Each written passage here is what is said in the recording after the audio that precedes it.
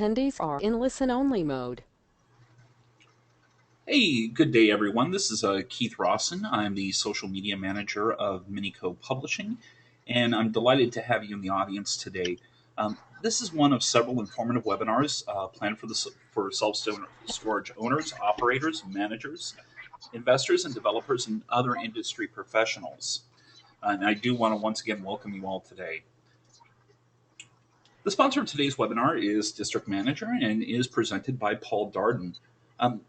For nearly 30 years, Paul Darden has been involved in buying, selling, owning, developing, managing, and auditing hundreds of storage facilities. Based on years of his deep-rooted experience and feedback from peers in the self-storage industry, Paul has developed the criteria, thresholds, and algorithms underlying the District Manager software. Since its first release in early 2010, District Manager has become a favorite with hundreds of clients across the United States and Australia. This year marks the 32nd anniversary of the Mini Storage Messenger, providing the self-storage industry with in-depth news and information. Each issue of the Messenger offers cover stories and feature articles on the most timely industry topics and trends. Monthly columns contributed by industry experts and accomplished business professionals address a wide range of topics, including security, facility operations, technology, legal issues, legislative updates, construction and development. We also publish a variety of other self-storage publications and data sources that you can see on the side over there. For more information, please visit us at ministoragemessenger.com. A little bit of housekeeping information before we get started with our presentation. We do invite you to submit questions throughout the webinar. Simply type your question into the chat area and click send. Depending on the question, we will answer it privately or to the whole group. We will try to answer as many questions as we can during the question and answer period at the end of the webinar. Those that we can't get to due to time constraints will be answered via email after the presentation. Today's presentation should run about approximately 45 minutes, with the remainder of the hour for question and answers. And now I'm going to go ahead and turn things over to our presenter today, Mr. Paul Darden. Paul, how are you doing today, sir? Excellent, Keith. Thank you very much. And I will start to show my screen at this point. Can everyone see the dispelling myths in industry? I hope so. All right. I'm going to minimize this little bar over here on the right-hand side. Okay. There have been several myths over the years that have occurred in the self-storage industry, and when we developed our District Manager software, we were able to find out the real truths about what some of these myths were and dispel these myths. It's sort of like old wives' tales in our industry. And I'm going to address maybe 4 of those today with everyone. The first one being that the optimum efficiency is below 80 to 95%. Or excuse me, it's between 85 and 90%, 80 and 95%. That's one that we've all heard for many years, and it's even being repeated now at many of the conventions. The second area that I'll look at is who stays longer, the check or the credit card tenants. The third one would be about the dollar move-in being the best concession because public storage doesn't. And then finally, about the most facilities typically in the industry discount their upstairs units, even though they're accessible by elevator, by $5 to $10 when this is not necessary to do. So let's continue on and look at the efficiencies. The optimum efficiency between 80 and 95%, why we started saying this was because in the old days when we were paying for Yellow Pages, it typically cost us about $12 to get the phone to ring each time. And the thought was, well, we don't want to miss a tenant by not having a unit available and lose that $12 every time the phone rings. And that's, I have to admit that I was guilty of buying into that and repeating those same types of statements in the days when we were using Yellow Pages. And in the same theory sort of sticks today in the sense that we don't want to lose marketing dollars, we always want to have a unit available. And I need to sort of dispel this myth because that's not actually correct. Rent is like an expendable item like a vegetable is. It has a life of one day and then moves to the next day. So every day that you do not have a unit rented, you've lost money. and you will never be able to recover it. Unlike if you were selling a candy bar for 50 cents, well, if you didn't sell it today, you could sell it tomorrow and still get your 50 cents for it. Well, rent, unfortunately, you can't do that. So what we really need to look at is cash in hand versus saving the marketing dollars.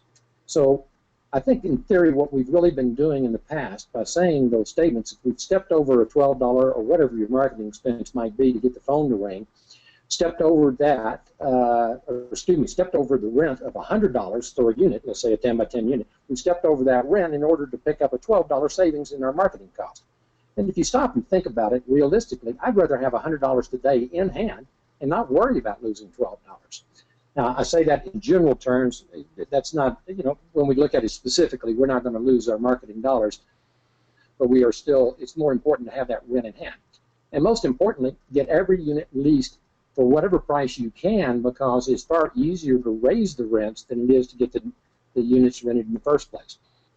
Now, before I get into the ideal occupancy and economic occupancy, I want to show you a particular charts about how this works. And I'm going to go to District Manager Software, and we're going to go to look at our unit analysis, or excuse me, we're going to go to current tenant discounts.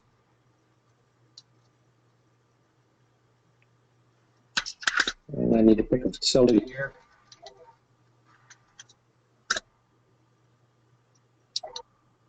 Bear with me, it's not running right now. I'll try again here. Let's see if I can really get it to start.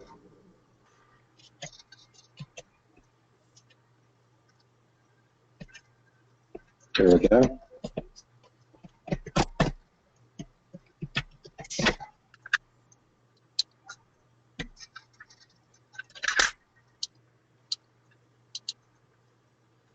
I apologize for this delay here. It's offline long enough to where it shut down, and I have to restart it up again.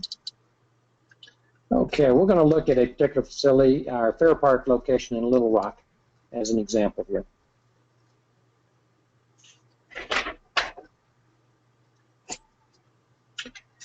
And we'll go to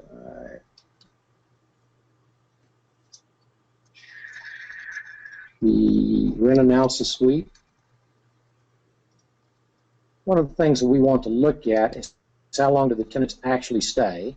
Is an area that we'll look at today. Is what we've done is broken down each unit size and type, and we can see the average length of stay for that particular unit size and type, and how long does it take us to release it, our average effective rental income that we get off of each of those units.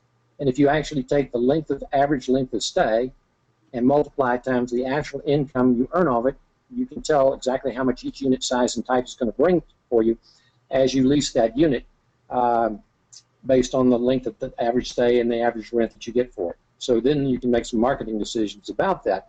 And you see, for example, there are certain units that bring in when they're leased, like our climate control downstairs 10 by 20s will bring in $5,569 every time that it's leased. So that's a very important factor to keep in mind, because our average length of stay is 22.6 months.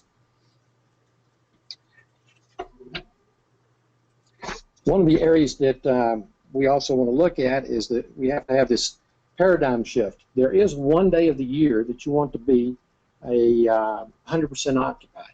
And that sounds crazy to most people. But if you stop and think about it, there is one time of the year where what's going to happen is eventually the phone's going to stop ringing as much, and you're going to lose through normal attrition various tenants. That day of the year I typically describe as the first day that the elementary school starts in the area of your location of that facility. So it may vary from location to location and city to city based on what each school district does. But what will happen is, I think we all notice, is that the people have moved for the summer, they've settled in, they're now putting their kids in school, and the phone stops ringing as much.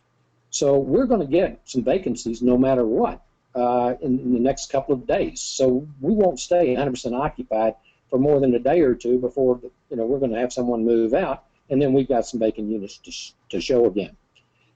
And again, having income in and getting that unit filled again, whether you're discounting it or not, is still better than receiving no rent at all. Now, ideally, what would you want to be? And instead of, and let me talk about the theory of some of this. A lot of people don't realize that even if you have, they say, well, let's have one of every unit available. You don't have to, because you could have combinations that could make up that. Two 5x10s could make up a 10x10 if you happen to have two 5x10s available, or some other combinations of smaller units could be. Then in addition, if someone calls for a slightly larger unit and you don't have it available, then rent them a larger unit and than what they've asked for, and at the same rate. But at least you're getting those units full and getting income in each and every day. So there, as I mentioned before, you've got the theory of getting every unit leased for some benefit, getting some rent in at all times. Then there's what's called the economic spread between physical occupancy and economic occupancy. And I'd like to sort of show you what that looks like.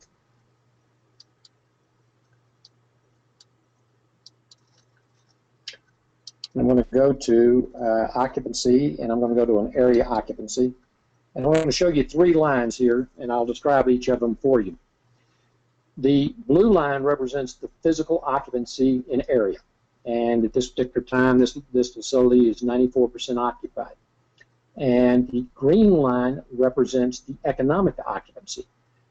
The difference between the blue and the green is a spread in there of economic occupancy, and that's made up of the discounts or concessions that you might be giving in order to motivate a person to move into your unit, or those continuing discounts that are going on forever until you decide to raise the rents. The goal is to try to always keep that proportional to your overall occupancy, and you only want, when you're in the 90s like this, you want to have a small spread, unless you deliberately open it up, like we've done right here at the beginning of the leasing season, by raising our standard rates, creating a larger economic spread. And what we then want to do is start burning those off and closing the spread back down. And as we do, the orange line represents our income. And you can see that our income starts shooting up as we close down that spread, that economic spread. So that's the goal that you're trying to obtain, is to balance out your economic spread, keep it at a minimal amount, and increase your occupancy as high as you can possibly get it. Now, what is the ideal situation? Actually, 100% plus in economic occupancy. That means that you could be 98, 97, even 95% physically occupied, but because of late fees and other income and other fees that you might collect, you will effectively receive more income than your total number of units times the total standard rate. So you could actually be economically more than 100% occupied. And as you get that way, you want to then increase your rates in your various sizes, open that spread back up, and then work on getting the spread closed back down again by removing discounts as you no longer need them, and constantly tweaking back and forth between your standard rates and your economic spread and closing that number down. And as you do, that will drive your income higher and higher as you go along. We haven't seen this situation since about the early 90s in our area, and now we're just getting back to it with several of our facilities well into the 95+% occupancy, and we're starting to see that 100% economic occupancy surpassed. And so we then play with the numbers of spread and rates, and ideally, if you drop your physical occupancy down to 98%, and then you're raising it back up again, and then to over 100% economic occupancy, and lowering it back down to 98% again, you'll have the maximum income that you can possibly achieve. And that was the goal of our software, was to decide how do we maximize income. Unlike an accounting software, we're looking at maximizing income. And to give you an idea of how that works, I'm going to go to a different chart now and show you the success of it. I'm going to go to income and total receipts without taxes, and I'm going to go to the entire history of this particular project. Actually, I want to go to concessions. I'm sorry, I went to the wrong report. This shows the lease up and the amount of discounting we did from inception. And this was at when we first broke ground and opened up the facility. And we went on up to $12,000 in 2008 in each month in concessions. And we realized this was getting way out of hand. And so we wrote the software in 2009 and implemented it in January 1st of 2010. At that point, we were doing $6,000 a month in discounting. And by using our software, we were able to reduce our discounts and dig out of that hole that we had dug. I mean, we were able to climb out of that hole that we had dug for ourselves in all the discounting that was done in the 2008 on up until now, and then reduced down to below $1,000. Just recently, because I wanted to get to as close to 100% occupancy at this location, I've done some more discounting, but we're going to start burning that back off, as you can see, as we close in on the 100% physical occupancy. Now I'm going to switch back to the presentation screen again and go to the second myth, which is about credit card stays and check versus credit card. We've all been told over the years that the credit card tenant stays longer, and I'll show you charts to prove that that's actually not true. It may be true in one area. So let's start and look at the real numbers of what happened. I'm going to go to a different chart now.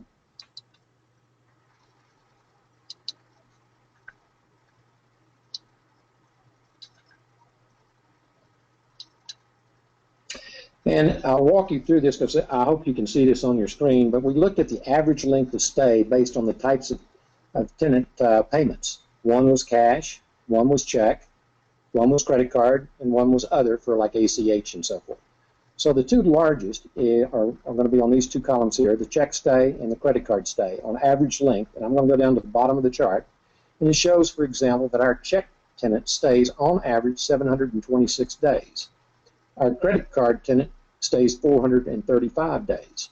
But that actually varies between your different unit sizes. You'll see back and forth. Some unit sizes, the credit card tenant will actually stay longer. So when we ran this analysis on all of our units over the history of the facility, we found out that that myth is actually not correct. Now, I'm not trying to suggest that you don't take credit cards, but I'm just saying, trying to dispel that myth about credit card tenants. What we think is really the case, and we're about to run a new analysis, is that the credit card tenant stays longer once they receive their notice of increase. And the reason for that is by the time they realize they've had an increase by their credit card statement, they've already been charged the rent. And so that first month, they'll be behind, and they may remember to get it in time and for the next month, but if not, it's usually been averaging about 2 months. They seem to stay longer, only because they're not able to respond to the fact that they've actually been increased. So that might very well be true. We're about to do a new analysis in District Manager that we're going to look at how the tenants, we're going to analyze every tenant that's ever moved out, and then we're going to look at those tenants that have specifically moved out 20 days prior to the rent increase taking effect and up to 61 days afterwards. So we can isolate down just those tenants that seem to have been affected by the rate increase and have moved out. And then by further analyzing that, by looking at the percentage of increase that they received, the dollar amount that they increased that they had, what number of increase was this? Was this their second, third, fourth, fifth, 15th rent increase? We're going to look at the relative difference between the rate that they're going to versus the rate that was the standard rate when they moved in. We're going to look at the type of credit card that they use, because there are some people feel that, for example, that American Express credit card tenants stay longer than the Discover, MasterCard, and Visa tenants. And we're going to be looking at average income.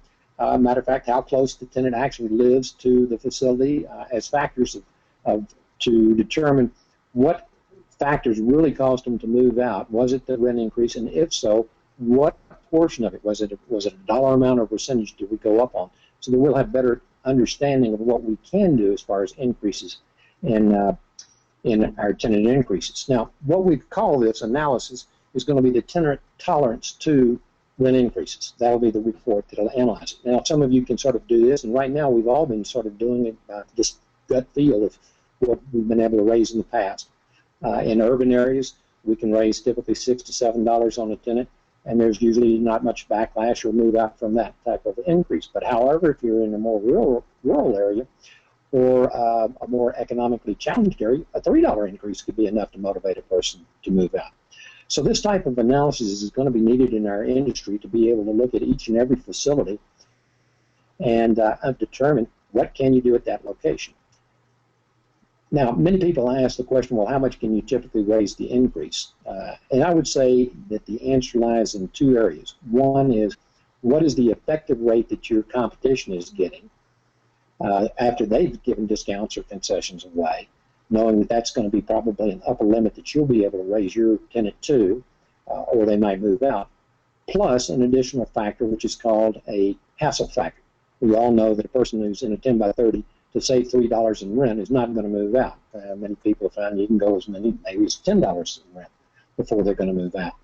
And weather factors, for example, are another. In the heat of the summer, or if it's raining, or if it's ice and snow, if they get a rent increase, they're not going to go through the hassle of moving out. Now, a person in a 5 by 5 or a parking space, it's very easy for them to move out. So there's actually very little, if any, hassle factor that you can increase over and above what your competition is doing.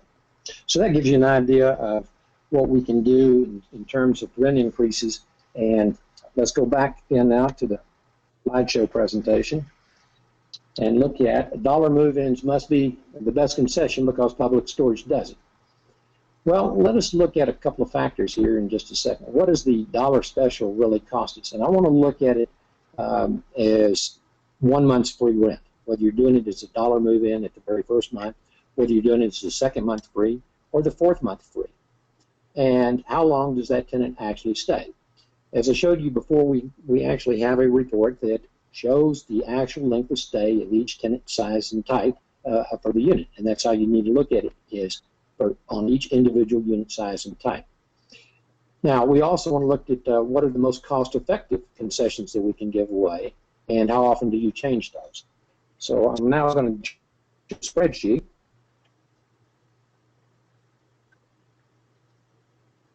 There we go. Oops, just lost it. No, that's not the one. Bear with me just a second as I get the spreadsheet. There we go.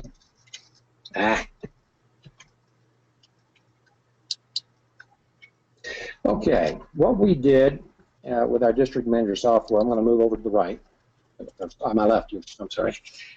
And we're going to look at, we did an analysis, well, let me just scroll down and I'll show you. We did an analysis of 494,000 concession plans, over 500 facilities through the United States.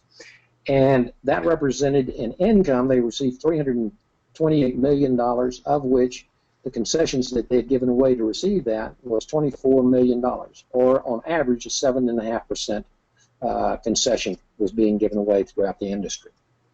If we look at just the 1 month categories, and here's different ways that 1 month could be paid. The first month free, we analyzed 66,000 concessions, and typical income that is lost by giving that concession away was 12.8% of your money. And the average length of stay was 7.2 months.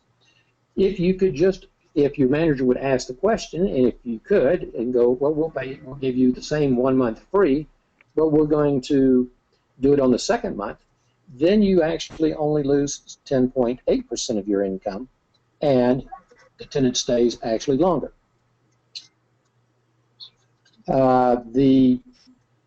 Another area to look at, if you can get your managers trained to do this, of saying, how long are you planning on staying? And if they tell you in advance they're staying 6 months, maybe a year, well, then you can say, well, we'll match the competition who's giving you a free month, and we'll give it to you on the fourth month. When you do that, the cost of that concession then only goes down to 4.7%, and you get a better quality tenant who's staying on average 19.8 months. Now, each manager will have to make a decision of what is it going to take to get that tenant, whether if they do have to match the first month being free or not. One of the other benefits of not giving the first month free is you don't tend to have people that just move in junk and then just dump it on you. So those are areas that you can look at on how you change that concession, and that $1 a month move-in or the first month free, as you can see, if you do it other ways, you can see how it will drop down what you're actually costing you to give that concession away, and the fact that you get a better quality tenant as you do that. Over on our right-hand side of the screen, we looked at various concession plans for the various number of units left, no matter what size or occupancy. And we tend to, if we have a lot of units available, then we might give away a large concession. If we only had a few, we might give away a minimal concession. For example, maybe a free lock or moving supplies when we only had 2 units left, or maybe $10 off one time, or pay 3 months and get the fifth 5% off. So you want to vary your concessions based on the actual number of units you have in that particular size available. And so I'm asking that basically, or proposing that you don't look at a blanket concession plan for your facility. What you should do is look at a concession plan for each and every size and type of unit. You may limit it down to 4 or 5, maybe 6. In our case, we'll match, we may have as many as 8 different concession plans based on the various occupancy levels of each unit size and type. But we try to figure out which is the best concession plan that will work for us and minimize the expense of it, and keep in mind, of course, what the competition is doing that we have to match. Let's go back now to the presentation and move on to one of the other myths.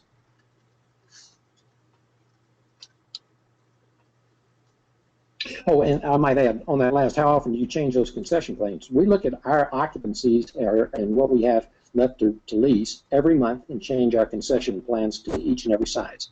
This came about with a request from one of our clients who said, Paul, I'd like to know, how many units I'm going to have in the middle of the month and what my concession plans are, because I know I'm going to be able to lease more units towards the end of the month when our activity picks up. So I want to have units with the concession plans in place right there at that last week of the month, instead of figuring it out after the fact and have to wait an entire month before we can put those concessions into place.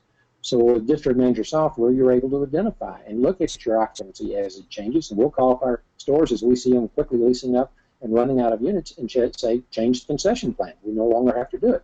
And as you get used to this system, your manager will become aware of it and realize, hey, I don't have to give away as much, and I can reduce the concession and therefore increase your income. The final myth that I'd like to share with you guys is the myth about units that are upstairs, assuming that you have elevators or a lift to go to them. The industry norm is typically that we would discount $5 to $10 for upstairs. And unfortunately, over the years, they've sort of just developed into a sort of a standard in our industry. And part of it is the manager bias. The manager tends to think that's true, and therefore buys into that concept and figures that's the only way that they're going to be able to get people to rent upstairs. So today I'm going to ask you to sort of do a shift in your paradigm of thinking in regard to this. And I want to show you that Fair Park location again.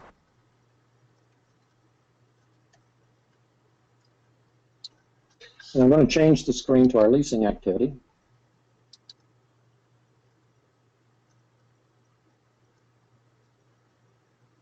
And this is going to be a chart of each of the different size units that we have and how many they leased each particular week over the years. And as soon as this pulls up here in just a second. And I'm going to just take, let's say, at the upper left-hand side, you'll see climate control down. These are our 10 by 10 units. And over the year, by weeks, the color code, and I'm sure you won't be able to see the differentiations in colors, but it typically goes from a lighter purple on my screen to a darker color, the lighter being 1 unit and 7 units being on the darker. So you can see our leasing activity on 10 by 10s downstairs. Let's look right now at what we have upstairs and look at 10 by 10 units. Notice the tremendous difference in activity. We've actually leased a lot more 10 by 10 upstairs at the same price. Now, how do we go about doing that? How can you get much more leasing on the upstairs unit at the same price as the downstairs units? Well, this is where we try to use a little psychology we'll share with you. There's 3 steps to this procedure. Number 1, and the most important, is to train your manager to ask one question and not to say another word to the customer until the customer responds to that question. The question is, Mr. and Mrs. Jones, would you like our cleanest and most secure unit? And just wait until they answer. Probably average is 90% of the time, most people will say yes. And not to be chauvinistic, but almost 100% of the women will say yes, they want our cleanest and most secure unit. Now, this wouldn't be a question you would ask of a contractor who needs to be downstairs and going in and out of their unit every day with their materials and supplies and tools and so forth like that. They need to be on a downstairs outside unit. Now, When a person says, yes, I'd like your cleanest, most secure unit, you can explain. Interior climate control is obviously our cleanest unit. And then actually when you go upstairs, it is our most secure unit. And the industry has shown over the years this is very true, and the insurance companies know this also. Because when you have a thief, they typically want to hit and run as fast as they can, and they'll always hit the ground level first. So your cleanest, most secure unit is your upstairs units, whether it be on the second, third, or fourth floor. So as we take our tenants down to show them this particular unit, and we mentioned to them, well, Mr. Smith, you're just like all the rest of our customers. They want to be in their most secure unit and the cleanest unit we have. As they walk up to the elevator, we have a sign placed right by the button at the elevator. It says, elevator to our premium units. And this is very important because why are we calling our units inferior by discounting? Why don't we? No, they're our premium units. They're our cleanest and most secure units. So we double plant that seed into the customer's mind that, yes, they're getting a better unit. So why would I sell it for less? Now, as we do, well, let me give you the third final tip about how we get this to work successfully for us, is that we do incentivize our managers because managers do have bias to what they've heard in the industry about upstairs units. So I'll work an arrangement with my managers by saying, all right, let's try this technique and see. We're going to give you these two tools in addition to this last one in order to see if it's successful or not. And so we'll say, for every unit that you rent upstairs, we're going to give you an additional $5 bonus until we see whether it's going to work or not. We know the fact that it does indeed work, and after 2 or 3 months, all of a sudden the managers realize they're incentivized to keep an open mind, that is, and they realize because of that extra little bonus, they start really applying, trying to lease those upstairs units using the question and the little sign that's there at the elevator. And they find out how easy it actually is to do. And now our managers will say, yeah, that's the easiest one for us to lease at this point. So again, by changing our old stereotype myth that we have in our industry and just using a little different marketing technique, we can get a lot more money for our upstairs unit. And surely we should not discount.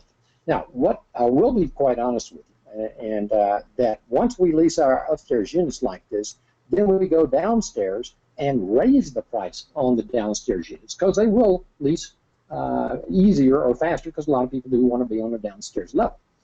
And the truth of the matter is when Public Storage started building their first multi-story facilities, they were having the same problem. How do we lease our upstairs units? Well, as Hugh Horn presented to the other day at the California convention, he was talking about, well, what they did was they actually lied to their customers and told them they didn't have any units downstairs so that they would be able to lease the upstairs units. Now, I'm not suggesting that, but as I said, you could use the technique and marketing technique of saying you want our cleanest and most secure unit, and you'll find that most, like I said, 90% of your tenants are going to say yes. So those are some of the things that we have been able to notice by using our software and dispel that myth about the various myths of self-storage. And I want to thank Keith for letting me make this presentation today, and I want to go over and open this back up to look and see if there's some questions that people have sent. Keith, you may need to help me on this. I don't see how to open the question bar here. Oh, sure thing, Paul. What you'll want to do, sir, is that you'll see a small arrow on your GoToMeeting panel, and you'll just click that arrow, and then the question area will pop down for you. But Paul, I have a couple of questions on my end as well. All right, so first off is what is the one day out of the year that you want to be 100% occupied? Well, obviously there's one other day too. The one that I mentioned was, of course, the day that school starts for the elementary schools. Not necessarily your colleges, but your elementary school, because that's when people have stopped moving and they've settled in for.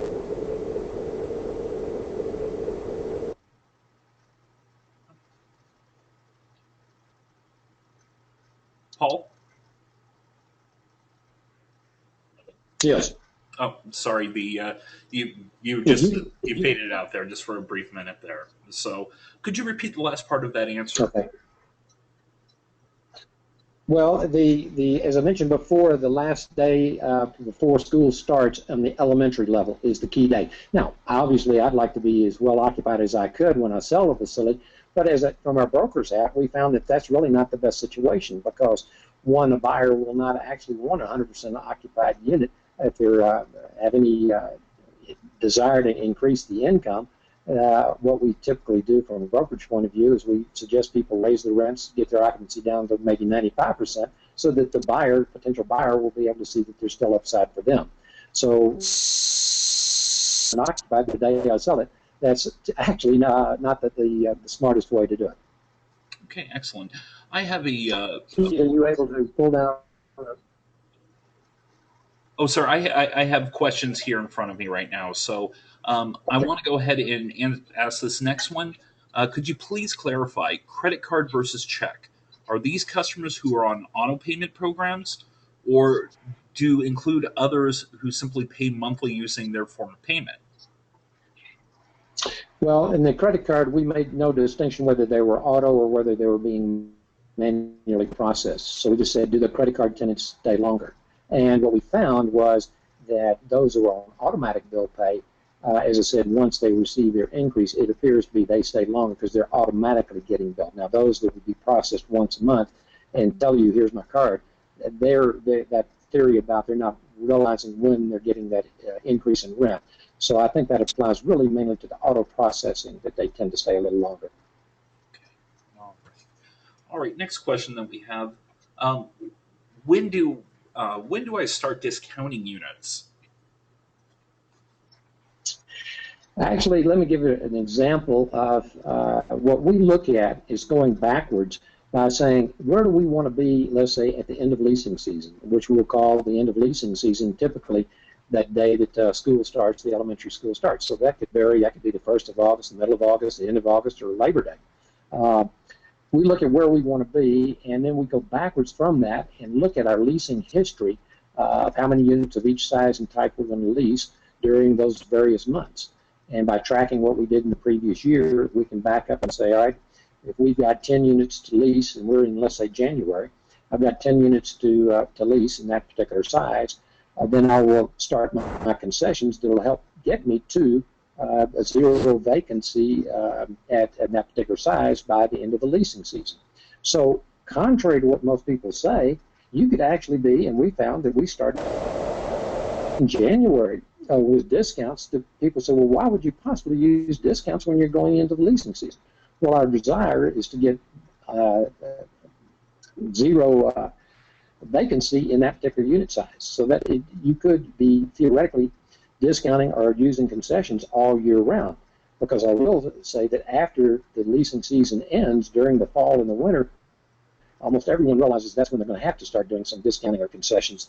You want to get every tenant you possibly can at that point, and lease every tenant that calls or comes in contact with your store. Okay, excellent. I have this question from Paul. Can you separate monthly payment by credit card monthly versus customers on auto pay with credit card? We could do that report. We haven't done it yet, but in our analysis that I mentioned that we're going to be running in the future, it will separate that out, the auto pay, and like I said, we're going to actually break it down as to what type of credit card they actually use. I might mention, too, at this point, our district manager software currently runs with SiteLink, but if people own SiteLink and would like to try a free demo of it, they can contact us, and we'll be glad to set them up on a free demonstration to show what they may be leaving on the table and how they can really benefit them, increasing their income literally thousands of dollars a month at each of their locations. The other people that are on different software than that, if they'll just send me an email with the type of software they're using, as we develop the software for that particular software management system, we will contact you and say we now have District Manager available for that particular software. And everyone, please note that Paul has posted his information on the screen for you. So it was a very generous offer of him. So please do note his email address and his telephone number. All right. So, Paul, next question is what can I do about college students? Okay, that's a good question. And it goes back to the 2 questions ago about when to do discounts. We all know in the industry about college students is that, let's say, I'm going to use May, for example. All of a sudden, all of our smaller units are 5x5s and 5x10s all of a sudden get leased up with college students. And guess what's going to happen around September or end of August? They're all going to move out on us. we recognized this problem this last year and started to do something a little different. We said, if we look at those two sizes, our 5x10s and 5x5s and so forth, and the smaller units, we said our average tenant, not a college student, stays almost a year. So I said, wouldn't it be better to fill those units up with people that are going to stay a year instead of all of a sudden getting a bunch of 5x5s and 5x10s dumped on me in September and then knowing it's going to be almost impossible to lease those before the end of the year and have to wait until the next leasing season? So we started discounting in advance, like as early as September, to start filling up those units on the 5x10s with some real specials to get normal tenants that are going to be non-student and be able to get their rent for an entire year versus just getting rent from students for 4 months and then having to struggle to get it leased up by having rented to the students. Now, this is the typical college students that I'm talking about that will only stay 3 to 4 months. All right. And this is our last question for the day, Paul. How do you get managers to buy into changes? How do I fight manager resistance? Well, as I mentioned before, offering like we do maybe a $5 bonus to try something, because we know it's human nature to always, people are not used to change. They don't accept change very well, especially if what they've heard and been conditioned, like the theme of this seminar, statements or myths or wives' tales about certain things. If they've had that conditioning, you have to initially start off with a little incentive to say, well, let's just try this. And then sure enough, after a few months, then they realize, okay, that's no longer true. I can do this other thing. And you don't have to give that incentive after a certain period of time. Usually 3 to 6 months. It depends on what the issue is that we see that, all right, we've proven we can do this, or we can try something new and it does work. Well, Keith, I'd like to thank you and Poppy for allowing me to make this presentation today, and it's been very enjoyable. And if anyone has questions, they can feel free to call me at that phone number or email me, and I'll be glad to answer any other questions that you might have. Excellent, Paul. Paul, it's always a pleasure to work with you, sir. And I do want to thank everybody for attending today. We hope we've provided you with some useful information. And once again, please don't hesitate to contact Paul with the information that he's provided on the screen. Also, I do want to invite everyone. We are having another webinar with Mr. Darden on September 18th, and it'll be the third and final part of the series which this is of the second of. And Paul, any idea what we're going to be presenting on the 18th? Well, there's other ways that you can increase your income and maximize it using our software, and we wanted to show people other techniques and analysis that they can do on their own to help. And I'll send out as a little announcement, giving you some teasers of some of those specific things that in looking at also at employee theft too. There are ways that you can find where there is potential employee theft that would also help you maximize your income. Excellent, Paul. I'm looking forward to it. And once again, folks, thank you so much for your time today, and we look forward to seeing you next time.